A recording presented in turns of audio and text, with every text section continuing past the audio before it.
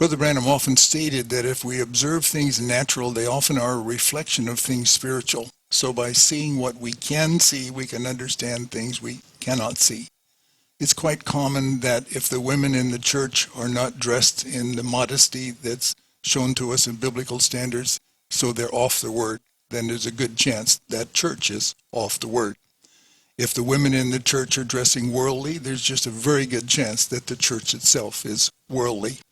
So along this same principle, it was in the fall of 1963, Brother Branham saw a striking example of this as he was sitting in a J.C. Penney department store, Tucson, Arizona, sitting in a chair near the escalator, waiting for his wife doing her shopping. Brother Branham noticed several women riding up and down on the escalator, and they were dressed immodestly, but he especially noticed the green eyeshadow on one woman. It reminded him of a vision he had experienced when he was 14 years old, yet an unsaved boy, possibly dying. He found himself descending into hell. Some haunting-looking women were coming to meet him. Not pleasant. Yet here he was in downtown Tucson, seeing what he had seen 40 years before, and it dawned on him, just as heaven and eternity are blending into this age, which is yet in time, these women indicate that hell is spilling over into this dimension also. The two powers are both on display. Let me repeat that. This experience led him to the shocking conclusion, just as God was displaying his holy glory and power through the revealing of the Son of Man, Satan was revealing himself more and more through his servants. In the message, Souls That Are in Prison Now, he brought out how that Jesus descended and preached to the souls who were in prison that repented not in the long days of the suffering of Noah, but now had no ability to repent. And after his J.C. Penney experience, he could but ask himself, what if this is the third pull to the totally lost? Is this an indication that the day of grace is closing to the Gentiles? And all of the majority of the shopping was downtown. They had hotels, restaurants, all of the major shopping was located in the downtown area of Tucson. And it was really the main hub for just about everything. There were beginning at that time to build restaurants, out towards the east side of town.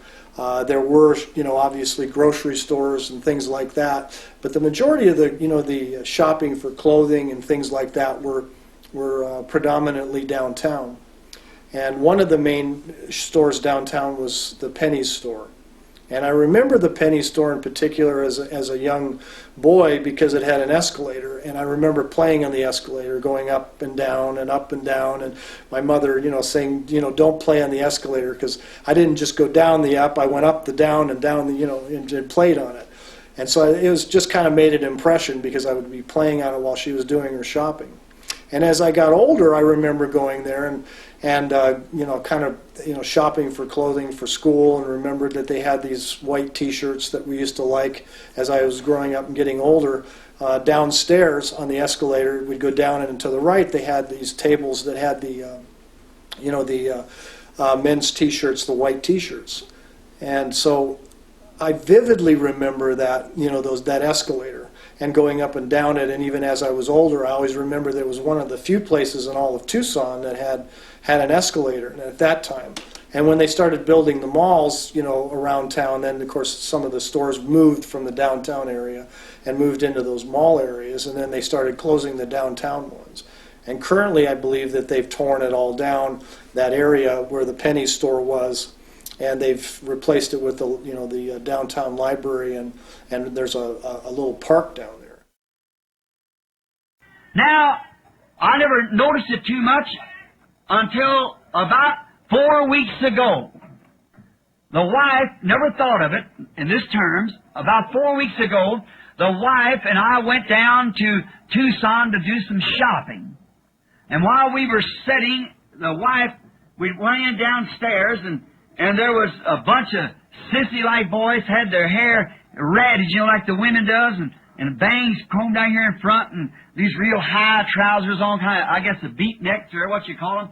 And they were in there, and everybody's looking at them, and their heads is that big like the women that wears these here water head haircuts, you know. And they were down there, and a young woman come by, and she said, "What do you think about that?" I said, "Then you ought to be ashamed of yourself, if you can think that." I said, "He has just as much right to do it as you do.